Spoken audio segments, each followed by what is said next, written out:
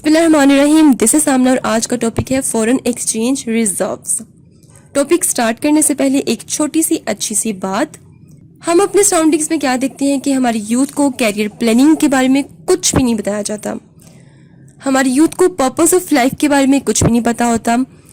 इसका रिजल्ट क्या होता है कि वो प्रैक्टिकल लाइफ में फेल हो जाते हैं, चाहे वो जितने मर्जी इंटेलिजेंट हों एकेडमिक ड्यूरेशन में, लेकिन प्रैक्टिकल लाइफ में फेल हो जाते हैं क्योंकि degrees just piece of paper होती हैं। डिग्रीज होना बहुत बड़ी बात नहीं है, बड़ी बात यह है कि आपको काम आना चाहिए, आपको प्रैक्टिकल लाइफ में कामयाब होकर दिखाना है। सो स्ट्रेट अवे अपने टॉपिक पे आते हैं। Today I have an important topic to explore specially for CSS beginners, foreign exchange reserves.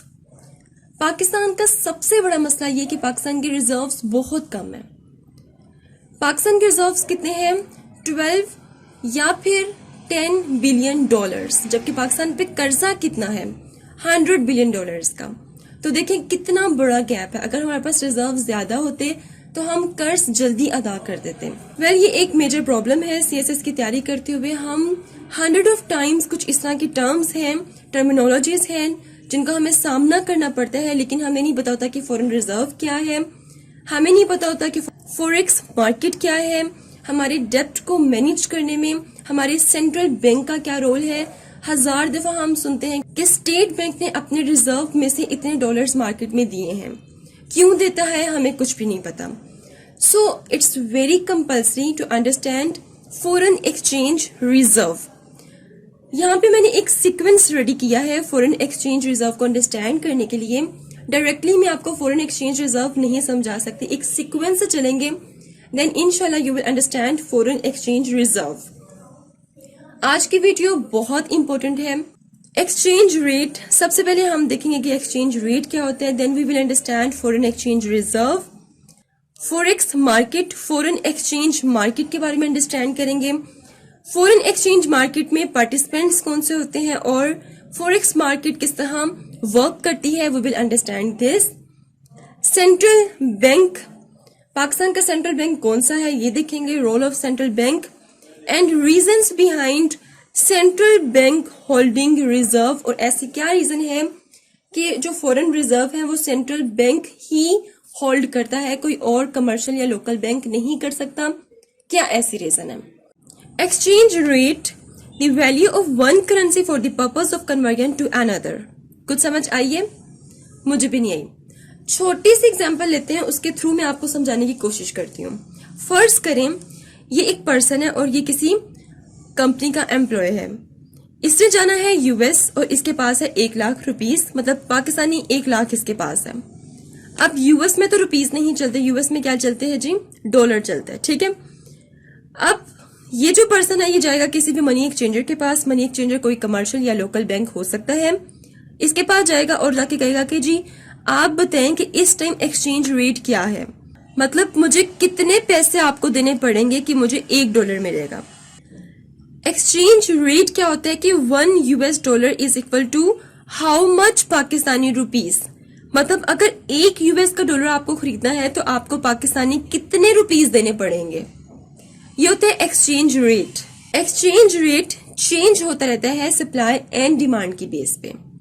So now it's clear कि इस पर्सन ने अपने 1 लाख देके मनी एक्सचेंजर को और $617 ले लिए और अब ये US लेट्स सपोज चला गया, ठीक। US क्या, वहां पर इसके ये जो $617 थे ये कहीं पे यूज नहीं हुए, एज इट इज ये वापस आ गया पाकिस्तान में, और पाकिस्तान में तो डॉलर्स नहीं चल सकते थे। अब इसने क्या किया, इसने कहा कि अब मैं दोबारा से मनी एक्सचेंजर के पास जाता हूँ और इसे कहता हूँ कि मुझे डॉलर्स रुपीस में कन्वर्ट कर दे। अब इसको 1 लाख से ज्यादा पैसे मिलेंगे, क्यों? क्योंकि एक्सचेंज रेट चेंज होता रहता है सप्लाई एंड डिमांड की बेस पे। अब फर्ज करें कि जब ये गया था उस वक्त $1 इक्वल्स 162 पाकिस्तानी रुपीस, लेकिन जब ये वापिस आया है इस time $1 is equal to 170 Pakistani rupees. फर्ज करें कि $1 अब 170 का हो चुका है, तो अब इसको कितने पैसे मिलेंगे वो देखते हैं। अब वंस अगेन ये $617 मनी कैशर को देगा। मनी कैशर इसको मल्टीप्लाई करेगा 170 से, क्योंकि इस टाइम जो एक यूएस डॉलर है वो 170 पाकिस्तानी रुपीस के इक्वल हो चुका है। दैट्स वाई मनी कैशर 170 से इसको मल्टीप्लाई करेगा और इसको 1,04,890 रुपए दे देगा। देखें, जब ये गया था उस टाइम इसने 1 लाख देके 617 लिए थे, ठीक है, $617 लिए थे। अब ये वापिस आया है, एक्सचेंज रेट चेंज हो चुका है, 170 रुपीस के इक्वल $1 हो चुका है, तो इसलिए इसे 4,890 का प्रॉफिट हो गया। तो ये है जी exchange rate. Hope you understand this.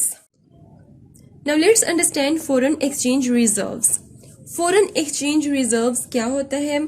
Foreign currency which held as a reserve by the central bank of a state या ऑफ अ कंट्री। आप देखेंगे मैंने इस डेफिनेशन को डिफरेंट कलर्स की मार्कर से हाईलाइट किया हुआ है, मतलब इस डेफिनेशन को मैंने ब्रेक कर दिया है आपकी इजी अंडरस्टैंडिंग के लिए। फॉरेन एक्सचेंज रिजर्व बेसिकली क्या होते हैं? ये एक फॉरेन करेंसी होती है जो कि किसी भी मुल्क में सेव किया जा सकता है एज अ रिजर्व के तौर पे। अब इनको कौन अपने पास सेव करता है जी? किसी भी स्टेट का जो सेंट्रल बैंक होता है वो इसको अपने पास सेव करता है। अब हर मुल्क का एक सेंट्रल बैंक होता है, जैसे कि पाकिस्तान का सेंट्रल बैंक कौन सा है? State bank of Pakistan. तो फॉरेन एक्सचेंज रिजर्व बेसिकली क्या है? ये एक फॉरेन करेंसी है जिसको हम स्टोर करते हैं एज अ रिजर्व के तौर पर। कौन स्टोर करते हैं जी? पाकिस्तान की कंट्री का स्टेट बैंक ऑफ पाकिस्तान, जिसको हम सेंट्रल बैंक भी कहते हैं। फॉरेन एक्सचेंज रिजर्व को बहुत अच्छी तरह से अंडरस्टैंड करने के लिए मैं आपको एक छोटी सी एग्जांपल देती हूँ घर की। घरों में क्या होते हैं? मंथली इनकम आती है और उस मंथली इनकम में से 10,000 फर्ज करेंगे एक साइड पे रख लिए जाते हैं। हर मंथ थोड़े थोड़े पैसे एक साइड पे रख लिए जाते हैं एज अ रिजर्व के तौर पे। क्यों रखे जाते हैं? कि अगर अल्लाह ना करे कि जिंदगी में कभी किसी मुश्किल का सामना करना पड़ जाए, कोई चैलेंज फेस करना पड़ जाए, तब ये जो रिजर्व हमने जोड़ा हुआ अपने पास, इसको उठाएंगे और इसको यूज कर लेंगे। अब एक जो कंट्री है वो भी ऐसे ही करती है। एक जो कंट्री है वो अपने पास मुश्किल वक्त के लिए, कि अगर अल्लाह ना करे कोई क्राइसिस एक स्टेट में आ जाता है, कोई नेचुरल डिजास्टर आ जाता है, इस केस में उस रिजर्व को यूज किया जा सकता है। अब घर में जो पैसे आप साइड पर रखते हैं जो एज अ रिजर्व, वो कौन जोड़ते हैं? अमूमन आपके पेरेंट्स जोड़ते हैं अपने पास। अगर मैं स्टेट की बात करूं तो स्टेट में as a reserve foreign currency को कौन अपने पास रखता है जी? सेंट्रल बैंक रखता है। Clear? So foreign exchange reserve basically क्या होता है? फॉरेन एक्सचेंज रिजर्व होते हैं जी एक फॉरेन करेंसी जो एज अ रिजर्व रखा जाता है। कौन रखता है? एक सेंट्रल बैंक रखता है। फॉरेन एक्सचेंज रिजर्व को बफर स्टॉक का नाम भी दे सकते हैं, क्योंकि ये चैलेंजेस में यूज किया जाता है। अब फॉरेन एक्सचेंज रिजर्व इसके अलावा कहाँ कहाँ यूज होता है? गवर्नमेंट बॉन्ड्स में, गवर्नमेंट सिक्योरिटीज में एंड टी बिल्स में। टी बिल क्या होता है जी? Treasury bills. As a reserve एक स्टेट, एक कंट्री अपने पास जो करेंसी रखती है वो यूएस डॉलर होती है। Now there is a question that must be in your mind, US dollar को ही क्यों एज अ रिजर्व एक स्टेट बैंक अपने पास रखता है? डोमिनेटिंग करेंसी यूएस डॉलर क्या है जी? एक डोमिनेटिंग करेंसी है, as well as international trade में ये एक प्राइमरी करेंसी भी है। Another question is foreign exchange market क्या होती है? फॉरेन एक्सचेंज मार्केट को फॉरेक्स मार्केट भी कहते हैं। अगर आगे मैं फॉरेन एक्सचेंज मार्केट की बजाय फॉरेक्स मार्केट बोल दूं तो आपने कंफ्यूज नहीं होना। फॉरेन एक्सचेंज मार्केट को फॉरेक्स मार्केट ही कहते हैं। अब कुछ लोग समझते हैं कि फॉरेक्स मार्केट और स्टॉक मार्केट एक ही है, लेकिन नहीं। There is a major difference between forex market and stock market. वो क्या है जी? वो देखते हैं। When you are simultaneously buying one currency and selling the other, this is forex market. Like forex market में किस चीज की ट्रेड होती है? करेंसी की। स्टॉक मार्केट क्या होती है? When you simultaneously buy shares in stock and sell shares in stock. Stock market में क्या होता है कि आप शेयर्स को खरीदते हो एंड देन उसको सेल करते हो। सो ये एक मेजर डिफरेंस है कि फॉरेक्स में किस की ट्रेडिंग होती है? करेंसी की। करेंसी से लोग प्रॉफिट कमाते हैं, करेंसी की कन्वर्जन से, करेंसी की एक्सचेंज से। एंड स्टॉक मार्केट में क्या होता है कि आप शेयर्स खरीदते हो और देन शेयर्स सेल कर देते हो। फॉरेक्स मार्केट क्या है? Basically is the market with the currency of one country is trader of currency of another country. अगर इस डेफिनेशन को बहुत ही सिंपल वर्ड्स में आपको बताऊं तो फॉरेक्स मार्केट एक ऐसी मार्केट है जहां पे पूरी दुनिया की करेंसी की ट्रेड होती है। There is not physical market place. Forex market कोई ऐसी मार्केट नहीं है कि आप यहाँ पर जाओ, दुकानें बनी हो वहां पे और जो चीज आपका दिल करता है बाय करो, सेल करो, जो मर्जी करो। ऐसा कुछ भी नहीं है, फिजिकल मार्केट नहीं है ये। तो फिर किस किस्म की मार्केट है? देखिए, it's a huge network of large commercial banks, investment banks, brokers, dealers spread across the globe and interconnected through telephones and computers. ये एक ऐसी मार्केट है, इसमें पूरी दुनिया के commercial bank, investment banks, brokers, dealers, इसके अलावा फॉरेक्स मार्केट के जितने भी पार्टिसिपेंट्स होते हैं सब आपस में इंटरलिंक्ड होते हैं। सारी डीलिंग फोन पर हो रही होती है, सारी डीलिंग कंप्यूटर पर हो रही होती है। इवन के transaction of currencies also takes place through telephone and computer. Transaction क्या होता है? ट्रांसैक्शन ऑफ करेंसी क्या होता है कि पैसे की अदल बदल। सारा जो बिजनेस है वो कंप्यूटर और टेलीफोन पे चल रहा होता है। Its largest liquid market of the world. ये दुनिया की बहुत बड़ी मार्केट है, इतनी बड़ी मार्केट है कि जो इसका वॉल्यूम है एक दिन का that is about $5 trillion per day. एक दिन का $5 ट्रिलियन इसका वॉल्यूम है ट्रेडिंग का। अगर पूरी दुनिया के स्टॉक मार्केट को कंबाइन कर दिया जाए तब भी वो उसकी इस वॉल्यूम ट्रेडिंग वॉल्यूम को जो कि $5 ट्रिलियन है इसको टच नहीं कर सकती। सो ये बहुत बड़ी मार्केट है and it has entire setup. और इसका एंटायर सेटअप किस तरह चलता है, इसके पार्टिसिपेंट कौन कौन से हैं, हाउ फॉरेक्स मार्केट वर्क, अब हम वो देखते हैं। Now let's understand the entire setup of forex market, इसके participants as well as forex market किस तरह काम करती है ये हम सारा देखेंगे। फर्स्ट करें कि एक पर्सन है और ये एक्सपोर्टर है, इसने अपनी कुछ गुड्स जो सी हैं वो यूएस को सेल किए हैं।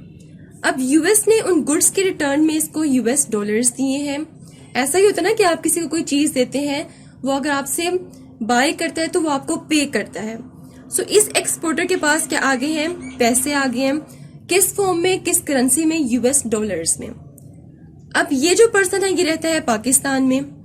अब इसको US डॉलर्स की जरूरत नहीं है, इसको जरूरत है पाकिस्तान की करेंसी की। अब ये जाएगा कमर्शियल बैंक या फिर किसी लोकल बैंक पे जाएगा और उन्हें कहेगा कि मेरे पास US डॉलर्स है, आप इसको कन्वर्ट कर दें किसमें? पाकिस्तानी रुपीस में। ठीक है, मतलब ये करेंसी को एक्सचेंज करवाने गया है, लेकिन उससे पहले ये पूछेगा कि आप पहले मुझे बताएं कि एक्सचेंज रेट इस टाइम क्या चल रहा है। क्योंकि जब कोई बिजनेस कर रहा होता है, करेंसी का बिजनेस कर रहा होता है, जब कोई बाहर के मुल्क कोई भी बिजनेस कर रहा होता है, whoever you are, आपकी जितनी मर्जी अप्रोच हो, आपको जब US डॉलर की जरूरत पड़ती है, आपने उसको जब चेंज करवाना होता है, तो ये चीज बहुत मैटर करती है कि जब आप करेंसी को एक्सचेंज करवाते हैं तो आपको पता होना चाहिए कि उस टाइम एक्सचेंज रेट कितना है, क्योंकि एक्सचेंज रेट चेंज होता रहता है सप्लाई एंड डिमांड की बेस पे। क्लियर? ओके। अब ये जाएगा कमर्शियल बैंक के पास, कमर्शियल बैंक इससे डॉलर्स ले लेंगे और इसको क्या दे देंगे? पाकिस्तानी रुपीस दे देंगे। ठीक, अब कमर्शियल बैंक्स के पास कहां से डॉलर्स आए? ये डॉलर रहते हैं स्टॉक मार्केट से, और स्टॉक मार्केट आगे किसको डॉलर्स पास करती है? सेंट्रल बैंक को। ये एक पूरा का पूरा सेटअप है फॉरेक्स मार्केट का, जो मैंने आपको 4 स्टेप्स में क्लियर कर दिया है। इसको थोड़ा सा और इलेबोरेट करने के लिए फर्स्ट करें कि पाकिस्तान, और पाकिस्तान में क्या है जी? कमर्शियल बैंक्स हैं, पाकिस्तान में इन्वेस्टमेंट बैंक्स हैं, पाकिस्तान में फॉरेक्स मार्केट्स हैं, पाकिस्तान में सेंट्रल बैंक है। सेंट्रल बैंक पाकिस्तान का कौन सा है? State bank of Pakistan. Clear? अब पाकिस्तान में एक्सपोर्टर्स भी हैं, पाकिस्तान में इंपोर्टर्स भी हैं, इन्वेस्टर्स हैं, एम्प्लॉयज हैं, MNCs मल्टीनेशनल कंपनीज यहाँ पे एग्जिस्ट करती हैं, टूरिस्ट आते जाते रहते हैं। ये जो सब है इनको कलेक्टिवली क्या कहते हैं? Base level players. क्यों? क्योंकि ये करेंसी एक्सचेंज करते हैं as well as currency transfer करते हैं whenever they have to visit other state. जब भी इन सब को किसी और स्टेट में जाना पड़ता है या बिजनेस कर रहे हैं कोई भी, तो इनको करेंसी एक्सचेंज करवानी पड़ती है या फिर करेंसी को ट्रांसफर करना पड़ता है। तो ये बेस लेवल प्लेयर्स हैं। करेंसी आती कहां से है? इन सब से आती है। अब इनकी एक्सेस कहां तक होती है? कमर्शियल बैंक्स, इन्वेस्टमेंट बैंक्स और फॉरेक्स कंपनीज। इनकी डायरेक्ट एक्सेस स्टॉक मार्केट तक नहीं होती है। इनकी डायरेक्ट एक्सेस जस्ट यहां तक होती है। क्लियर? अब आगे इनकी रिस्पॉन्सिबिलिटी है कि इन्होंने अपने पास डॉलर्स किस तरह लेके आने हैं, और वो कहां से लेके आते हैं? स्टॉक मार्केट से, और देन रिजर्व के तौर पे वो सेंट्रल बैंक में चले जाते हैं। अब जो ये तीनों है, commercial banks, investment banks and forex companies, ये देखते हैं अपना प्रॉफिट। किस तरह प्रॉफिट देखते हैं? ये चाहते हैं कि ज्यादा से ज्यादा बेस लेवल प्लेयर्स हमारे पास आए और हम करेंसी को एक्सचेंज करते रहें। करेंसी एक्सचेंज करते रहेंगे तो इनके पास प्रॉफिट ज्यादा होता रहेगा। कीप दिस इन माइंड, जितनी ज्यादा करेंसी एक्सचेंज होगी उतनी ज्यादा इकोनॉमी डिस्टेबल होती जाएगी। किस तरह? पाकिस्तान में सबसे ज्यादा डिमांड किसकी होती है? डॉलर की होती है। लोगों को डॉलर चाहिए। डॉलर कैसे मिलेंगे? पाकिस्तानी रुपीस देकर।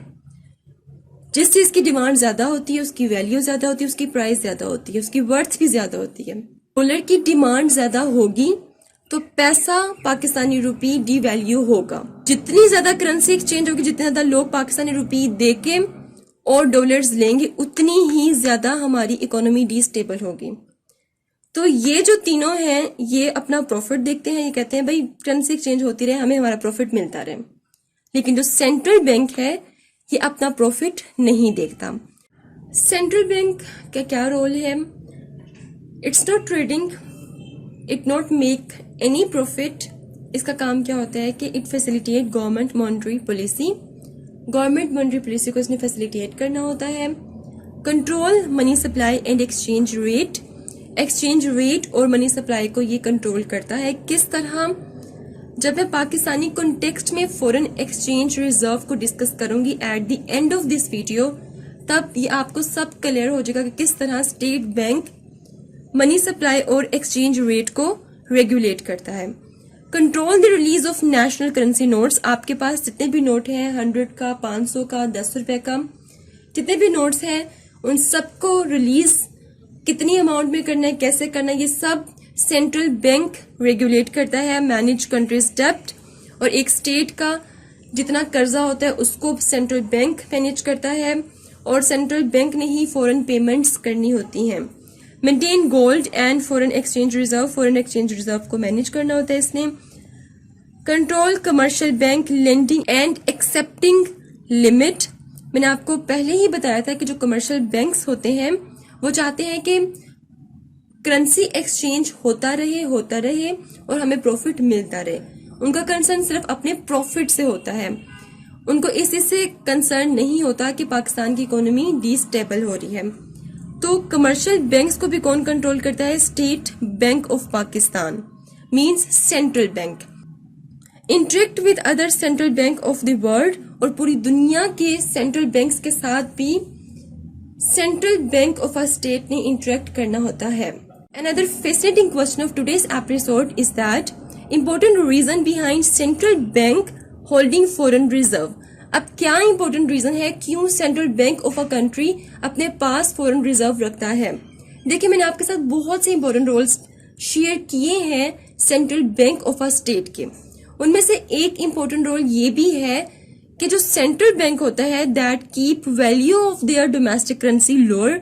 वो अपनी डोमेस्टिक करेंसी, जो उसके मुल्क की करेंसी होती है, उसको कम रखने की कोशिश करता है, means devaluation. This statement follow two question. 1, why would a country do that? क्यों एक कंट्री ऐसा करती है, क्यों अपनी ही मुल्क की करेंसी को डिवैल्यू रखना चाहती है? Second, what is currency manipulation strategy and currency manipulation strategy क्या है? पहले इसका जवाब देते हैं। करेंसी एक कंट्री क्यों अपनी डिवैल्यू करती है, क्यों स्टेट बैंक अपने मुल्क की करेंसी को डिवैल्यू रखना चाहता है? देखें, जब एक करेंसी डिवैल्यू होती है तो आपके मुल्क की एक्सपोर्ट बढ़ती है। जब एक्सपोर्ट बढ़ती है तो आपकी इकोनॉमी बूस्ट होती है।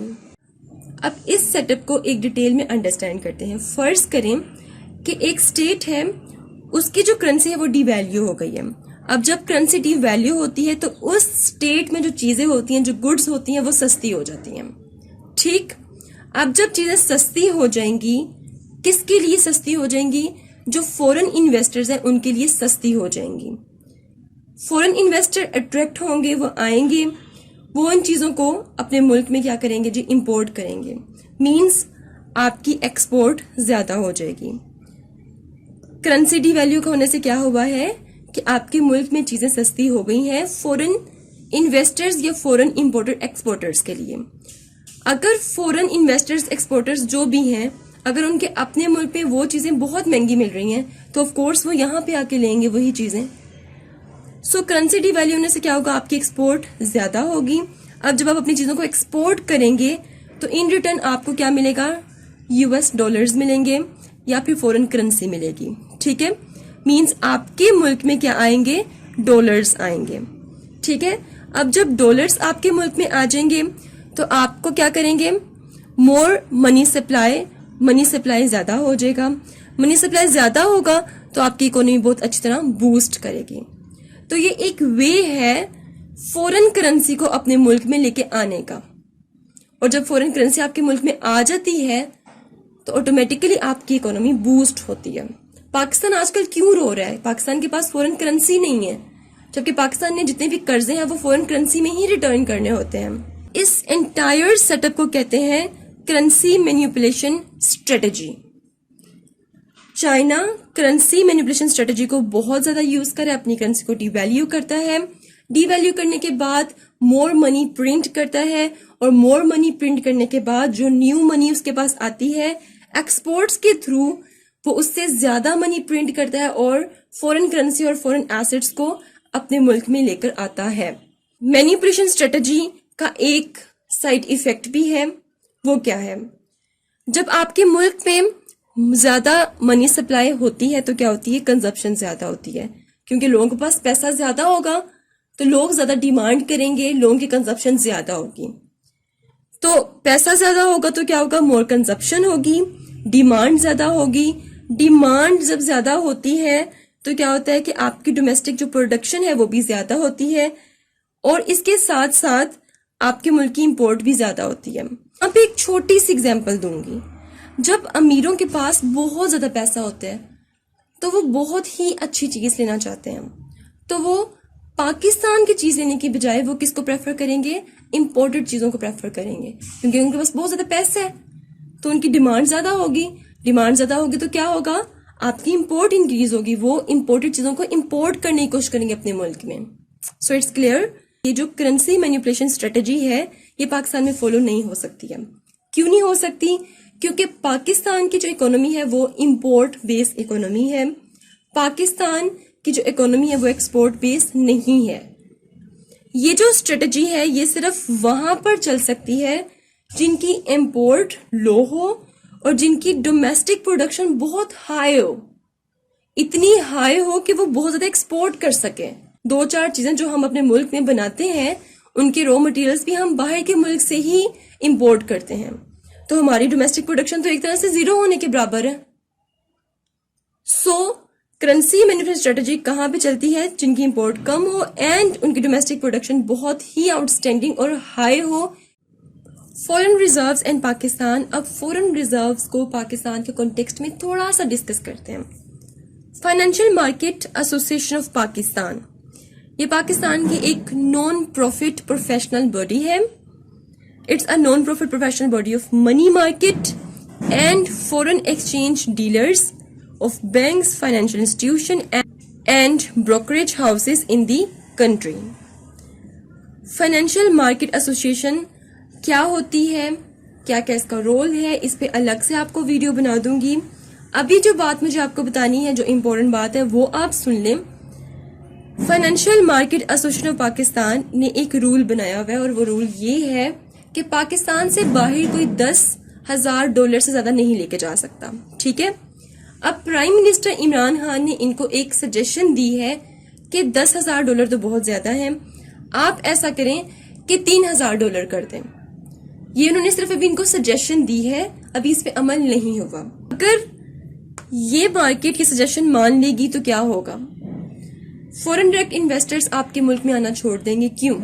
फॉरेन डायरेक्ट इन्वेस्टर्स आपके मुल्क में क्यों आते हैं? अपना प्रॉफिट देख कर आते हैं, प्रॉफिट कमाने के लिए आते हैं, प्रॉफिट कमाकर अपने मुल्क में वो भिजवाते हैं। ठीक, अब फॉरेन डायरेक्ट इन्वेस्टर्स आते हैं आपके मुल्क में, आकर मार्केट से अपने लिए डॉलर्स खरीदते हैं, tax paid profit in dollars अपने लिए बनाते हैं, वो डॉलर्स अपने अकाउंट अपने बैंक में डालते हैं और अपने हेडक्वार्टर पहुंचा देते हैं। अगर इमरान खान की इस सजेशन पे अमल हो गया तो फॉरेन डायरेक्ट इन्वेस्टर्स जोन से होंगे, वो पैसा बाहर भिजवा ही नहीं सकते अपने हेडक्वार्टर से। वो कहेंगे हम पागल हैं जो हम वहां जाकर अपना टाइम वेस्ट करें और हम पैसा जो करेंसी है हमारी वो हम अपने मुल्क में ही ना भिजवा सकें। तो इससे क्या होगा कि फॉरेन डायरेक्ट इन्वेस्टर्स पे डायरेक्ट असर होगा। क्लियर? अब बात करते हैं आईएमएफ की। आईएमएफ ने पहले ही बता दिया था कि एक वक्त ऐसा आएगा जब हम डॉलर को 170 तक ले जाएंगे। आज 162 तक डॉलर हो चुका है पाकिस्तान में। 162 रुपीज अगर हम देंगे तो $1 हमें मिलेगा। अब आईएमएफ ने अभी पाकिस्तान में जो पॉलिसी चलाने की कोशिश की है वो ये है कि आपके जो एक्सचेंज रेट है वो फ्री होना चाहिए। जब एक्सचेंज रेट फ्री होता है उसका मतलब ये होता है कि डीवैल्यूएशन, आपकी जो करेंसी है वो डीवैल्यू होगी। दूसरा उन्होंने कहा है कि no state bank intervention, state bank जो से वो अपनी इंटरवेंशन नहीं करेगी पाकिस्तान में। हम जो चाहेंगे बस वही होगा पाकिस्तान में। अब स्टेट बैंक की इंटरवेंशन क्यों जरूरी है वो देखते हैं जरा। पाकिस्तान को सबसे ज्यादा इस टाइम जरूरत है डॉलर्स की। पाकिस्तान चाहता है कि ज्यादा डॉलर पाकिस्तान में आए और पाकिस्तान किसी तरह उन डॉलर्स को उठा के अपना कर्जा अदा कर दे। ठीक है, अब क्या होता था कि मार्केट में जब भी डॉलर कम होते थे, ठीक है, तो जो स्टेट बैंक ऑफ पाकिस्तान है वो इंटरवेंशन करता था अपने, लाइक स्टेट बैंक ने इंटरवेंशन की अपने रिजर्व कौन से? फॉरेन एक्सचेंज रिजर्व, जो किसके लिए जोड़ते हैं?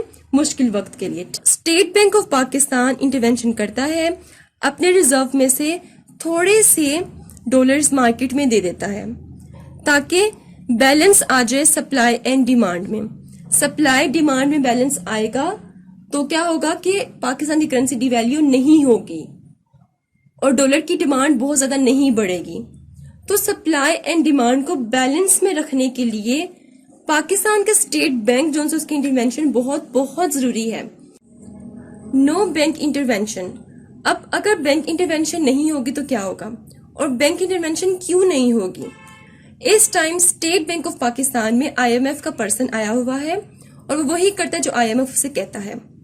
तो स्टेट बैंक ऑफ पाकिस्तान को ये कह दिया गया है कि आपने खरीदो फरोख्त नहीं करनी। किस चीज की? डॉलर्स की। स्टेट बैंक ऑफ पाकिस्तान को ये कहा गया है कि आप डॉलर दे नहीं सकते अपने रिजर्व्स में से, लेकिन आप ले सकते हैं उस टाइम जब आपको जरूरत पड़े, क्योंकि आपने फॉरेन पेमेंट करनी होती है। दैट्स वाई आप मार्केट से ले सकते हैं। अब क्या होगा कि अगर बैंक इंटरवेंशन नहीं करेगा, बैंक इंटरवेंशन क्यों करता था? ताकि मार्केट में जब डॉलर नहीं होता तो अपने रिजर्व में से कुछ डॉलर्स दे दे और डिमांड और सप्लाई को बैलेंस कर दे। अब जब इंटरवेंशन नहीं होगी तो डॉलर इन मार्केट, तो मार्केट में तो पहले ही डॉलर नहीं है, उससे क्या होगा कि डिमांड ज्यादा हो जाएगी डॉलर की, क्योंकि एक तो मार्केट में डॉलर नहीं है, दूसरा state bank of Pakistan dollar दे नहीं रहा, तीसरा ये इससे परचेज करेगा, अब इसको देगा नहीं। ठीक, डिमांड ऑफ डॉलर इंक्रीज हो जाएगी। इंक्रीज होने से क्या होगा कि पाकिस्तान की जो करेंसी है वो डिवैल्यू हो जाएगी। करेंसी जब भी डिवैल्यू होती है तो क्या होता है कि महंगाई बढ़ती है, इन्फ्लेशन हो जाएगी। ऊपर से इस कदर इन्फ्लेशन कर दी गई है कि टैक्स भी इम्पोज कर दिए गए हैं। एक तो महंगाई बहुत ज्यादा, ऊपर से टैक्स भी बहुत ज्यादा इम्पोज कर दिए गए हैं। टैक्स इम्पोज करने से क्या हुआ कि जिन लोगों के पास पैसा है वो अपना पैसा छुपाना शुरू हो गए हैं, क्योंकि उनको पता है कि अगर हमने पैसा बैंक में डाला तो ट्रेस हो जाएगा, हम पकड़े जाएंगे। तो ये भी एक रीजन है मार्केट हमारी डाउन जा रही है। इन्फ्लेशन हो जाएगी, टैक्स इम्पोज हो चुके हैं, मार्केट डाउन जा रही है। तो इस टाइम जो पाकिस्तान की इकोनॉमिक एक्टिविटी है वो स्टैंड स्टिल है। पाकिस्तान की इकोनॉमी आगे नहीं जा रही बल्कि स्टैंड स्टिल हो चुकी है इस टाइम। अगर कोई भी क्वेश्चन है regarding this video, do write your questions in comment section below and hit the like and subscribe button if you haven't yet to be the part of CSS VMS with Amna. मिलते हैं next hot issue के साथ. Until then मुझे अपनी दुआ में याद रखिए. Stay tuned and Allah Hafiz.